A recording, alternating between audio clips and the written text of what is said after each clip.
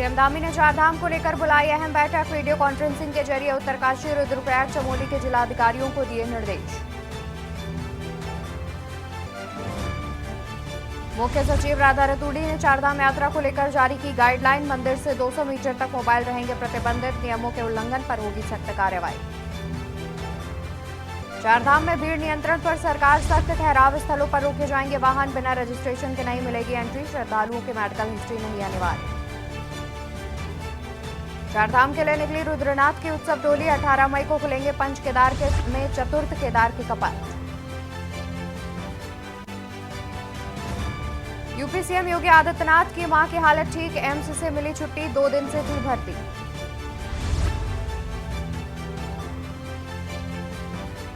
जंगलों की आग को लेकर सुप्रीम कोर्ट सख्त। कहा उत्तराखंड सरकार को प्लान और एग्जीक्यूशन में फर्क। चीफ सेक्रेटरी तलब। आप देख रहे हैं के न्यूज, खबरों का सारथी। नमस्कार, मैं हूं आपके साथ अवंतिका अवस्थी और आप देख रहे हैं के न्यूज इंडिया। हम बात करेंगे उत्तराखंड खबरों की। शुरुआत उत्तरकाशी से करते हैं, जहां पर चारधाम यात्रा में सैकड़ों यात्री हुए परेशान।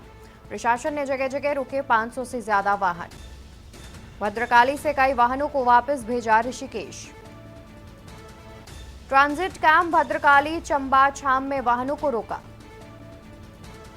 खबर उत्तरकाशी से, जहां पर चारधाम यात्रा में सैकड़ों यात्री हुए परेशान। प्रशासन ने जगह जगह रोके 500 से ज्यादा वाहन। भद्रकाली से कई वाहनों को वापस भेजा ऋषिकेश। ट्रांजिट कैंप भद्रकाली, चंबा, छाम में वाहनों को रोका। उत्तरकाशी से खबर, चारधाम यात्रा में सैकड़ों यात्री हुए परेशान। प्रशासन ने जगह जगह रोके 500 से ज्यादा वाहन। भद्रकाली से कई वाहनों को वापस भेजा ऋषिकेश। ट्रांजिट कैंप भद्रकाली, चंबा, छाम में वाहनों को रोका। खबर आपको उत्तरकाशी से बता दें, जहां पर चारधाम यात्रा में सैकड़ों यात्री हुए परेशान। प्रशासन ने जगह जगह रोके 500 से ज्यादा वाहन। भद्रकाली से कई वाहनों को वापस भेजा ऋषिकेश। ट्रांजिट कैंप भद्रकाली, चंबा, छाम में वाहनों को रोका। उत्तरकाशी से खबर, चारधाम यात्रा में सैकड़ों यात्री हुए परेशान। चारधाम यात्रा में बढ़ते यात्रियों को देखते हुए प्रशासन ने जगह जगह 500 से ज्यादा वाहन रोके, जिससे कई यात्रियों को परेशानियों का सामना करना पड़ा। भद्रकाली से कई वाहनों को वापस ऋषिकेश भेजा। ट्रांजिट कैंप चंबा, छाम, भद्रकाली में भी वाहनों को रोका गया। लगातार चारधाम में बढ़ती श्रद्धालुओं की संख्या को देखते हुए प्रशासन की ओर से ये सख्त निर्देश दिए गए हैं।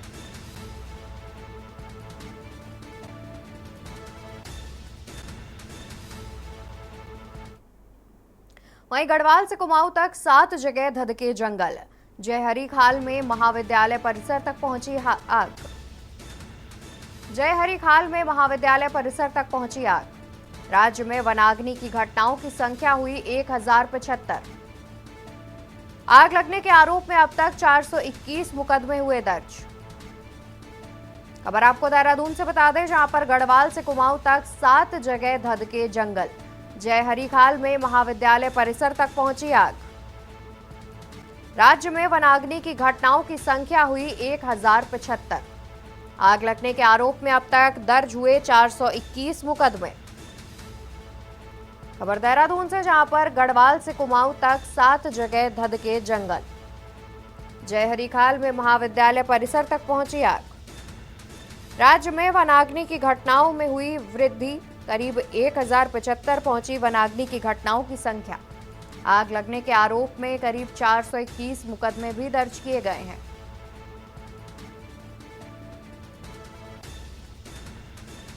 जयहरी खाल में महाविद्यालय परिसर तक पहुंची आग। राज्य में वनाग्नि की घटनाओं की संख्या हुई 1075। आग लगाने के आरोप में अब तक 421 मुकदमे हुए दर्ज।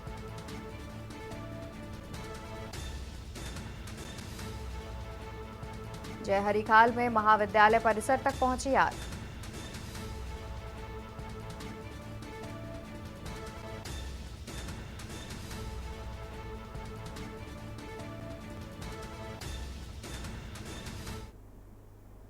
तो वहीं 39 डिग्री के पार पहुंचा पारा। तेज गर्मी ने छुड़ाए लोगों के पसीने। आज लोगों को मिल सकती है गर्मी से राहत। दून समेत 7 जिलों में हो सकती है बारिश। तेज गर्मी ने छुड़ाए लोगों के पसीने। आज लोगों को मिल सकती है गर्मी से राहत। दून समेत 7 जिलों में हो सकती है आज बारिश। 39 डिग्री के पार पहुंचा पारा।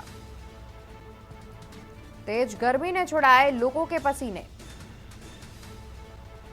आज लोगों को मिल सकती है भीषण गर्मी से राहत। दून समेत 7 जिलों में हो सकती है बारिश। 39 डिग्री के पार पहुंचा पारा। खबर हम आपको राजधानी देहरादून से बता दें, जहां पर तेज गर्मी ने छुड़ाए लोगों के पसीने। आज लोगों को मिल सकती है गर्मी से राहत। दून समेत 7 जिलों में बारिश होने की संभावना मौसम विभाग ने जताई है।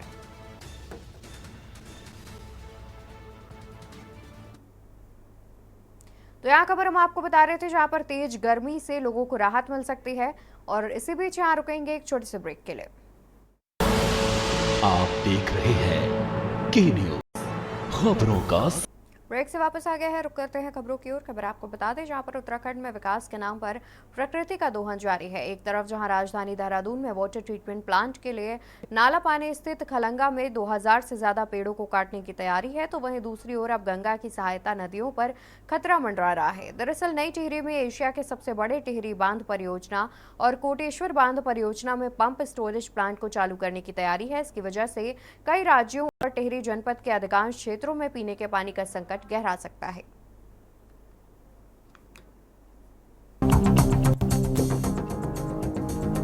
उत्तराखंड में जल्द ही नई टिहरी में एशिया के सबसे बड़े टिहरी बांध परियोजना कोटेश्वर बांध परियोजना का काम चल रहा है। पंप स्टोरेज प्लांट का कार्य शुरू होने जा रहा है। इसकी वजह से कई राज्यों और टिहरी जनपद के अधिकांश क्षेत्र में पीने के पानी का संकट गहरा सकता है। साथ ही गंगा की अविरल धारा पर भी इसका प्रभाव पड़ेगा। वहीं टिहरी बांध के अधिकारियों द्वारा भारत सरकार, उत्तराखंड सरकार के साथ अन्य राज्यों से भी अनुमति ली गई है। जल्द ही बांध परियोजना के अधिकारी शटडाउन लेने जा रहे हैं। 1 जून से शटडाउन लिया जाएगा। इसकी वजह से कई राज्यों में भी पीने के पानी और बिजली का संकट पैदा होगा। हमें सूचित किया गया है कि जो पीएसपी का जो प्रोजेक्ट है उसके लिए कुछ दिनों के लिए जून से शुरू होगा। अभी एग्जैक्ट डेट उन्होंने हमें सूचित नहीं करी है। जून से कुछ जो लेवल है कोटेश्वर झील का वो नीचे किया जाएगा। तो उसमें जो भी हमारी पंपिंग स्कीम्स हैं, 4 पंपिंग स्कीम जो इफेक्ट होंगी, उसके लिए टीएचडीसी के सपोर्ट से जल संस्थान और जल निगम उन स्कीम्स को और आर्गुमेंट करने के लिए कार्य कर रहे हैं, ताकि हम और पानी जहाँ पर भी अवेलेबल हो वहाँ तक पहुँच सके, पंपिंग हो सके। और साथ ही इसके लिए जहाँ जहाँ भी एरिया प्रभावित होगा पानी के लिए, उन एरियाज़ में टैंकर्स के नंबर्स को इंक्रीज़ करने के लिए जल संस्थान को बताया गया है। साथ ही नए स्रोत भी आइडेंटिफाई किए जहाँ से कि पानी हम टैप कर सकेंगे, और जो वो पंपिंग स्कीम्स जो इफेक्ट होंगी उनको और अच्छे से आगे बढ़ाया जा रहा है, ताकि वहाँ से काम हो सके। डाउन होगा तो उसमें पावर जनरेशन नहीं होगा दोनों प्लांट से। तो ग्रिड के अंदर जो भी पावर जनरेशन की व्यवस्था है वो हमारी जो इसकी एपेक्स कमेटी है, नॉर्दर्न रीजनल पावर कमेटी, और जो ग्रिड जो कोऑर्डिनेशन कमेटी है उनके साथ भी बैठक हो चुकी है। उनके साथ उनको बता दिया गया है कि प्लांट बंद होने हैं ग्रिड में के लिए। तो उनने जो वैकल्पिक व्यवस्था ग्रिड के अंदर होती है वो सब कर रहे हैं। कल भी बल्कि ऑपरेशनल कोऑर्डिनेशन कमेटी की मीटिंग थी, जिसमें हमने अवगत कराया कि 1 जून से प्रस्तावित इस प्लांट को शटडाउन किया जाएगा। तो जो इसमें वैकल्पिक व्यवस्था है बिजली की वो लोग कर रहे हैं।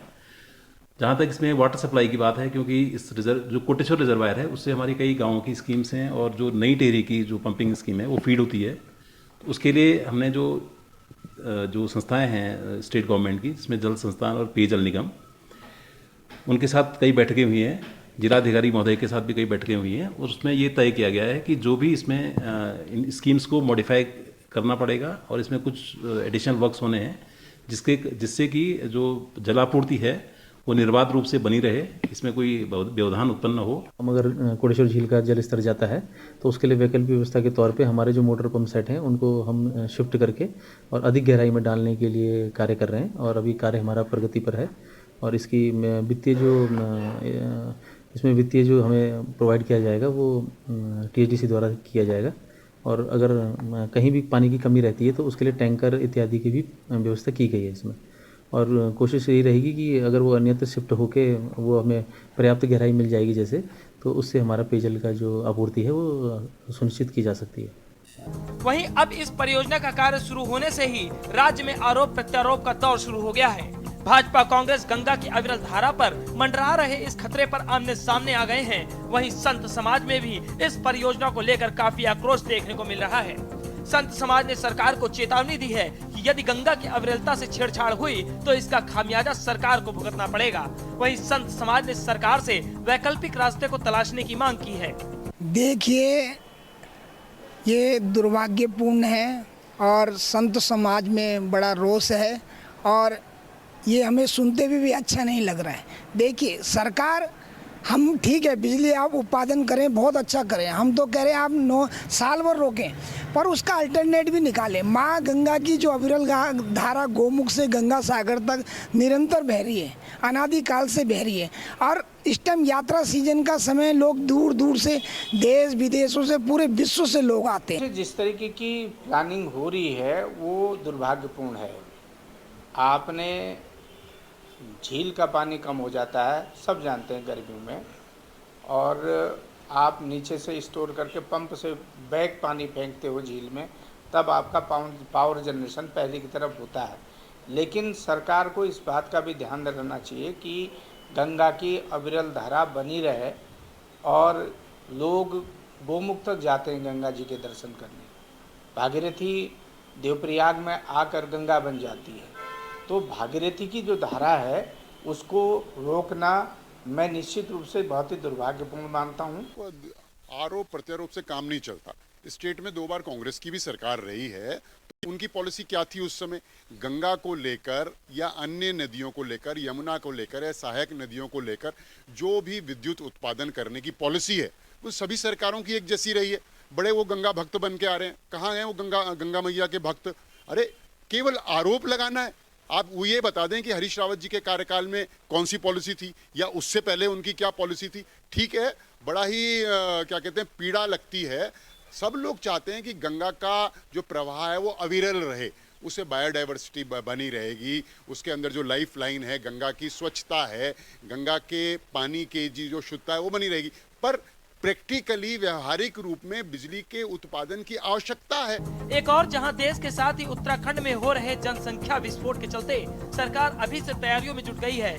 आने वाले समय में इस बड़ी आबादी को पीने का पानी उपलब्ध कराने के साथ ही बिजली की आपूर्ति भी जानी है, तो वहीं आने वाले समय में इलेक्ट्रिक वाहनों की निर्भरता से भी बिजली की मांग बढ़ेगी। ऐसे में सवाल है कि क्या विकास के नाम पर प्रकृति से छेड़छाड़ भविष्य के लिए कोई खतरा तो नहीं? क्या इस परियोजना से गंगा की निर्मल धारा भागीरथी और अलकनंदा के संगम में बिछड़ जाने के बाद गंगा की अविरलता बनी रहेगी? अब हम पहुंचे हैं यात्रा के दूसरे पड़ाव पर, देवप्रयाग, जहां पर 2 नदियों का संगम होता है और वो संगम मिल करके माँ गंगा के रूप में आगे दिखता है।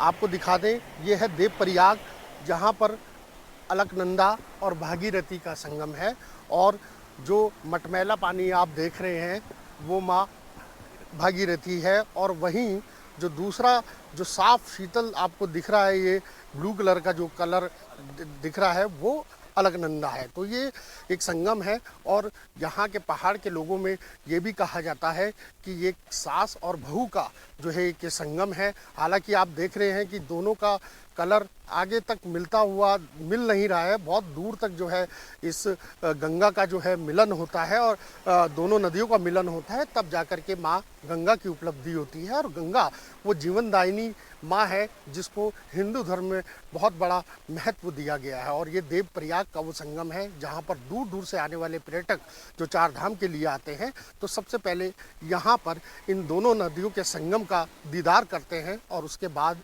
यात्रा के लिए आगे निकलते हैं। शासन द्वारा रुड़की रोडवेज बस स्टैंड को शहर से बाहर शिफ्ट किए जाने के विरोध में कर्मचारियों, आसपास के व्यापारियों और किसान यूनियन के नेताओं की बैठक हुई। सभी ने रोडवेज को शहर से बाहर शिफ्ट किए जाने का विरोध किया और साथ ही रोडवेज बस अड्डा बाहर शिफ्ट किए जाने पर उग्र आंदोलन की भी चेतावनी दी। बता दें कि रुड़की के रोडवेज परिसर में आयोजित बैठक को संबोधित करते हुए भारतीय किसान यूनियन क्रांति के राष्ट्रीय अध्यक्ष ने कहा कि प्रदेश में हरिद्वार के साथ शुरू से ही भेदभाव किया जा रहा है, चाहे वो मूल निवास का मामला हो या सरकारी नौकरियों में प्राथमिकता दिए जाने का। जहां हरिद्वार जिले के रुड़की को कुंभ क्षेत्र से बाहर रखकर विकास कार्यों से वंचित रखा गया, तो अब रोडवेज अड्डे और नवीन मंडी को शिफ्ट किया जा रहा है। उन्होंने कहा कि भाकियू क्रांति किसी कीमत पर रोडवेज और मंडी को शहर से बाहर नहीं जाने देगी। उत्तराखंड परिवहन निगम कर्मचारी संयुक्त मोर्चा के पदाधिकारियों ने कहा कि 1996 से यहाँ बस अड्डा है और यही शहर की पहचान है।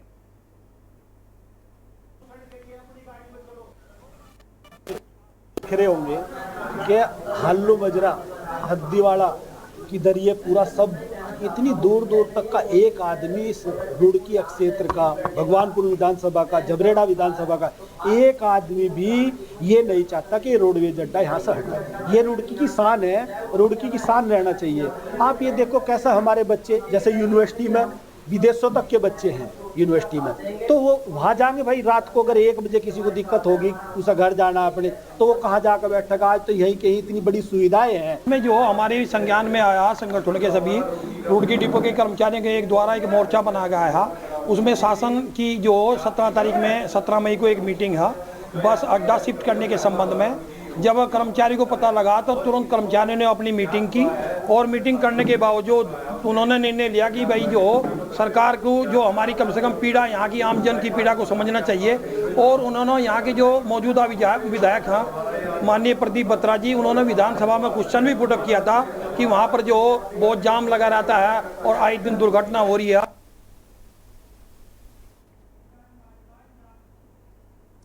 उत्तराखंड खबरों में फिलहाल के लिए बस इतना ही। बाकी खबरों के लिए आप देखते रहिए के न्यूज़ इंडिया। नमस्कार।